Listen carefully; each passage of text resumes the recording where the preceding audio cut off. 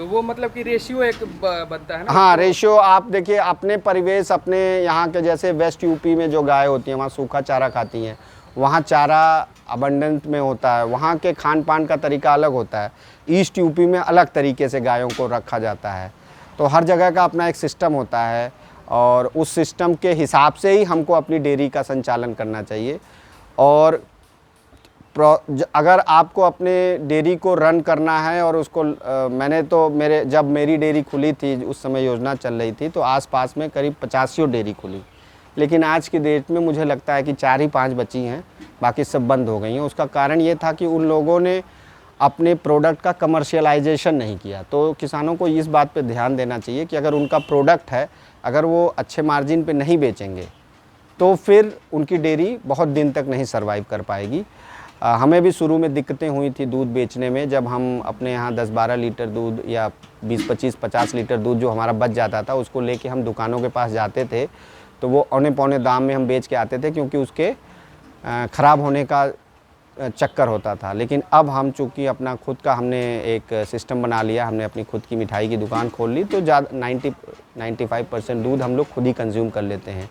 तो जब हम दूध को जितना बार प्रोसेस करते हैं हमारा मार्जिन उतना बढ़ता जाता है और हमारी स्टेबिलिटी रहती है कि हमारा दूध कितना भी होगा हम उसको कहीं ना कहीं यूटिलाइज़ कर लेंगे। तो क्योंकि दूध का प्रोडक्शन ऐसा नहीं होता कि वो कंटिन्यूअस होता है। कई बार क्या होता है आपके यहाँ दूध का प्रोडक्शन बढ़ जाएगा किसी सीज़न में, किसी सीज़न में कम हो जाएगा, तो उसके लिए आपके पास कोई ना कोई एक प्लान होना चाहिए। और तो अगर आप उस चीज़ों को नहीं ध्यान रखेंगे तो आपको नुकसान उठाना पड़ सकता है। कई बार प्रोडक्शन ज़्यादा होने पे भी नुकसान हो जाता है, और अगर कम होगा प्रोडक्शन तो आपके जो खर्चे होते हैं खिलाने के उनमें बहुत बदलाव नहीं होता है, बहुत कम बदलाव होता है, लेकिन जो आपका प्रॉफिट मार्जिन है वो डिक्रीज़ हो सकता है अगर आपने सही प्लानिंग नहीं की। तो इसलिए उस पर ऊपर बहुत ध्यान देना चाहिए। तो आपके पास मैं गाय और भैंस दोनों देख पा रहा हूँ सर। दो हाँ, भैंस हमने 1-2 ही रखी है, वो बेसिकली हम सिर्फ अपने यूज़ के लिए रखते हैं। लेकिन क्योंकि भैंस का जो दूध होता है वो उसकी डिमांड भी कम है, और दूसरी चीज़ क्या है कि भैंस का रख रखाव और वो आसान तो होता है लेकिन वो चारा वगैरह बहुत खाती हैं। तो गाय में ही थोड़ा बहुत हमको, और गाय रखना भी आसान होता है, भैंस का अलग सिस्टम ही बनाना पड़ता है। इसलिए अभी हमने अपनी डेयरी में भैंस नहीं रखी है, 2-1 भैंस हमने रखी है सिर्फ अपने पर्सनल। तो आप इंसीमिनेशन कैसे करवाते हैं, आर्टिफिशियल या नेचुरल सर? देखिए, पहले हमने दोनों ट्राई किया, हमारे पास सांड भी था, लेकिन हम ज़्यादातर आर्टिफिशियल इंसेमिनेशन ही कराते हैं। अनफॉर्चुनेटली उसमें हमको लॉस भी बहुत होता है, क्योंकि प्रति इंसेमिनेशन हमको 100-150 रुपये का 200 रुपये का खर्चा आता है, और एक गाय को प्रेग्नेंट होने में 2 से 3 बार 4 बार ऑन एवरेज हमको इंसेमिनेशन कराना पड़ता है। उससे हमारा दोनों लॉस होता है। एक तो गाय जो होती है वो जल्दी गाभिन नहीं होती है, तो हमारा जो पीरियड होता है, ड्राई पीरियड होता है, वो बढ़ जाता है। और दूसरी चीज़ क्या होती है कि हमारा खर्चा जो उसको बार बार इंसेमिनेशन में वो भी बढ़ जाता है। तो ये चीज़ें, तो ये क्यों होती है सर, बार बार रिपीटेशन क्यों होता है? ये इसलिए होता है क्योंकि जो सीमेन की क्वालिटी और उसके पीछे का जो प्रोसेस है वो कहीं ना कहीं इनफेक्टिव है। सीमेन जो हमारे यहाँ पे आता है, वो जो लोग उसको डिस्ट्रीब्यूट करते हैं या जो डॉक्टर्स हमको ले आके लगाते हैं, उनका जो रखने का तरीका है वो कहीं ना कहीं साइंटिफिक नहीं होता होगा, तो सीमेन ख़राब हो जाता है। अब जब फैक्ट्री से बन के निकलता होगा तो सारा सीमेन अच्छा ही होता होगा, लेकिन रास्ते में किस जगह पे कैसे उसको रखा जा रहा है, तो इसकी दिक्कत होती है कई बार। तो ये सभी लोग इस एरिया में जितनी भी डेयरियां हैं सबसे हमारी बातचीत होती रहती है, सबके साथ ये दिक्कत है, लेकिन अब इसके साथ ही हमको रहना पड़ता है। तो किसानों को मतलब ये भ्रांतियाँ है कि नहीं मेरी गाय में ही कुछ प्रॉब्लम हो जाती है इंसीमिनेशन? हाँ, नहीं, गाय में भी कई बार प्रॉब्लम होती है, मैं ये नहीं कहता हूँ। कई बार क्या होता है, हम गाय को प्रॉपर, जैसे अगर आप उसको डाइट नहीं दोगे तो उसके अंदर जैसे मिनरल्स डेफिशिएंसीज हो जाती हैं, तो उनके इंटरनल ऑर्गन कमज़ोर हो जाते हैं, क्योंकि मिनरल्स बहुत इंपॉर्टेंट पार्ट होता है। जो दूध भी बनता है वो मिनरल से ही बनता है। तो जो हम दूध निकालते हैं वो गाय का अपना मिनरल होता है, जो हम दूध के दूर बाहर खींचते हैं, तो उसको पूरा करना पड़ता है। तो मिनरल्स वगैरह अच्छा, और कई बार जो खुद्दी और चोकर हम बाज़ार से ख़रीदते हैं उसकी क्वालिटी ख़राब होती है, उसमें धूल मिट्टी कंकड़ ये सब ज़्यादा होता है। तो इससे क्या होता है, कई हमारी 2-3 गायें तो इस चक्कर में एक्सपायर कर गई, क्योंकि खुद्दी जो हम ले आए थे उसमें कंकड़ था, वो जाके उनके पेट में जम गया और रातों रात उनको पता नहीं क्या हुआ, वो एक्सपायर कर गई सुबह सुबह। तो इन सब चीज़ों का ध्यान में रखना पड़ता है। लेकिन अब अगर कोई अपने खुद से उनका जो चारा वगैरह बना ले, दाना वगैरह बना ले, तो वो ज़्यादा बेटर होता है, क्योंकि उसमें आप कम से कम कंटेमिनेशन को कंट्रोल कर सकते हैं। क्योंकि बाहर की जो भी खुद्दी चोकर होते हैं वो कितना भी वो कर लें, उसमें कुछ ना कुछ तो रहता ही है। बट अनफॉर्चुनेटली सरकार को इस पे देखना चाहिए कि कंटेमिनेशन इन सब खाद्य पदार्थों पे तो ना होना चाहे। जब हम इतना ध्यान देते हैं कि हमारे जो नॉर्मल इंसान है उनको कंटेमिनेशन चीज़ें ना खाने को मिले, तो पशुओं को एक साथ भी यही होना चाहिए। हमारी तो कई गाय इस चक्कर में एक्सपायर कर चुकी हैं पहले। तो बछिया पर भी आप विशेष ध्यान देते हैं, नहीं देते हैं सर? हाँ, क्योंकि बछिया हमारा एक तरीके से हमारा शुद्ध प्रॉफिट होता है। क्योंकि देखिए दूध जो आता है उससे जो कमाई होती है वो मोर और लेस उस पर चल जाता है। और जो बछिया होती हैं हमारी, उन बछियों का हम क्या करते हैं कि उनको हम बड़ा करते हैं, और उनको हम अपने यहाँ जब पालते हैं तो हम उनको अच्छा डाइट भी देते हैं। उनको दूध भी प्रॉपर, जो उनका शुरू के 2-3 महीने हम उनको 1 से 1.5 लीटर 2 लीटर तक दूध उनके लिए छोड़ देते हैं। तो इससे जो बछिया होती है उनमें जो हम इन्वेस्टमेंट करते हैं, क्योंकि हमको फिर कहीं जाके बाहर से गाय खरीदेंगे तो 30-40 हज़ार 50 हज़ार की पड़ेगी, और अगर हम 10 हज़ार रुपये का अगर उनको प्रॉपर डाइट दे देंगे तो वो कल के जाके वही 50 हज़ार की गाय खड़ी हो जाती हैं 2-2.5 सालों में। तो वो एक सिस्टम आपको बनाना पड़ता है। तो हमारे यहाँ हमने जब से शुरू से गाय खरीदी है तो उसके बाद हमने फिर ख़रीदना नहीं पड़ा है।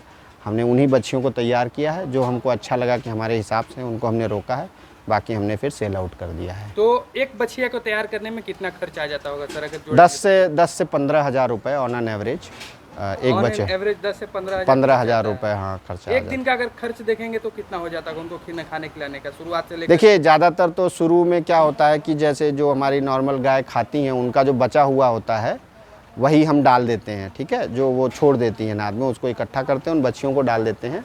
उसके अलावा उसके ऊपर कुछ चोकर और कुछ खुद्दी भी डाल देते हैं, जैसे 1-2 किलो 3 किलो डाल दिया, उसमें सबको डाल दिया, तो वो अपना मन से खा भी लेती हैं। और हरा चारा चूँकि हमारे यहाँ हमने करीब 1.5-2 बीघे में हरा चारा लगा रखा है, तो हरा चारा हमारे यहाँ बहुतायत में है, तो हम सबको हरा चारा प्रचुर मात्रा में देते हैं, तो इससे उनका मतलब ग्रोथ अच्छा होता है। तो एक मैं गाय देख पा रहा हूँ सर, उधर भी आपने बांध के रखा, उसके पीछे कारण सर? देखिए ये अभी यहाँ पे जगह कम है और वो मिट्टी की जगह है, तो हमने मिट्टी में बांध रखी है। और अभी ये गाय धुली गई हैं अभी, तो ये जब सूख जाएंगी तो इनको फिर हम बाहर की तरफ मिट्टी में बांध देंगे। अब चूँकि बाहर गीला हो गया है बाहर की तरफ, तो अभी उधर नहीं बांध पा रहे हैं, तो इधर बांध रहे हैं। बारिश में थोड़ा दिक्कत होती है, बट बाकी दोनों समय में दिक्कत नहीं होती है। फिर हम इनको अंदर कम से कम रखते हैं, ज़्यादातर समय इनको मिट्टी में ही रखते हैं। तो मिट्टी में रखने के बड़े फ़ायदे हैं।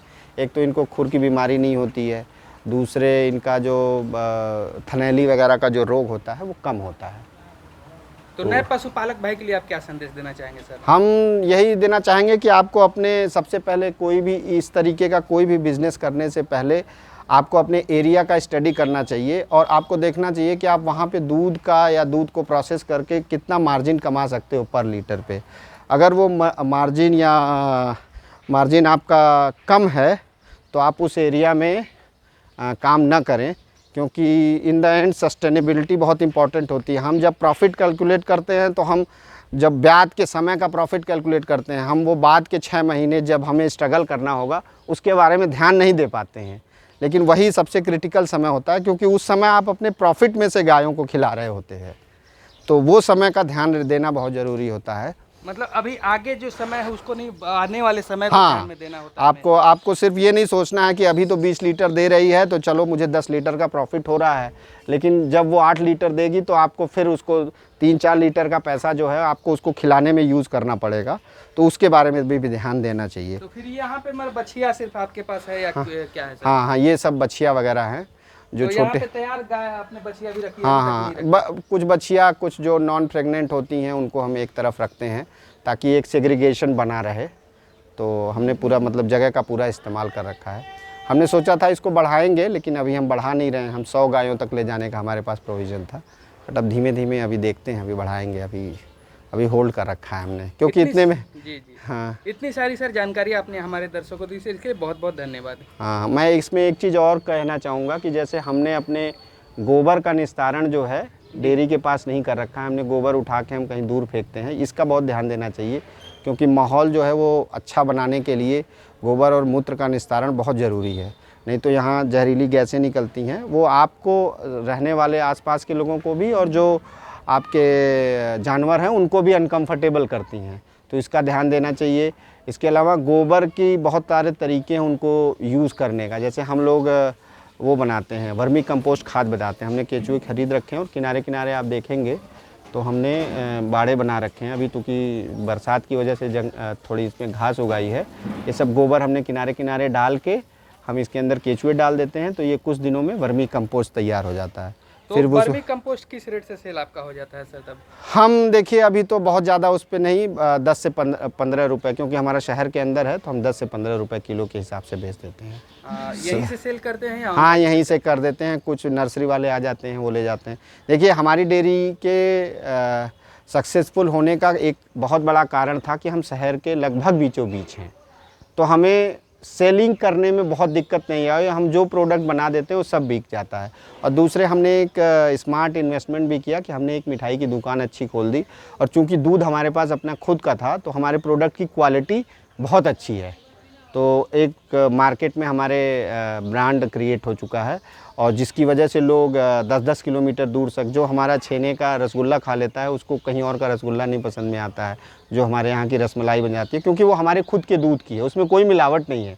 क्योंकि आप गांव से जो बल्टे से दूध भी आता है, मान लीजिए वो बल्टे से दूध किसी के दुकान पे आ रहा है, तो वो आने में जाने में, क्योंकि वो 5-7 घंटे का डिफरेंस होता है, तो प्रोडक्ट की क्वालिटी डिटोरिएट होती है, मतलब उसमें बैक्टीरियाज वगैरह पड़ते हैं, फिर आप उसको वो करते हैं। हमारे यहाँ क्या है कि वो थन से निकला 7 बजे और 7 बजे और 8 बजे तक वो मिठाई के लिए प्रोसेस हो जाता है, तो डिटोरिएशन दूध का नहीं होता है। आप कोई भी चीज़ अगर आप ऐसे खाने की चीज़ रख दोगे तो over a period of time वो डिटोरिएट होता है, उसके अंदर की पौष्टिकता कम होती है। हमारे यहाँ ये नहीं होता है, इसी कारण से हमारी जो मिठाइयों का स्वाद है वो बहुत बढ़िया होता है, और उसका हमें फ़ायदा एक दूसरे मतलब डेयरी चलाने में भी आसान रहती है, और जो हमारे दुकान का ब्रांड क्रिएट होता है वो अलग है। सर तो आपने तो इतनी बड़ी, मतलब आपके पास इतनी बड़ी फार्म है, आपने मतलब मिठाई की दुकानें खोल दी, ठीक है, हाँ। लेकिन छोटे किसान जो कि दूध बेचने में काफ़ी परेशानी होती है सर, तो उनको कैसे मैनेज करेंगे वो?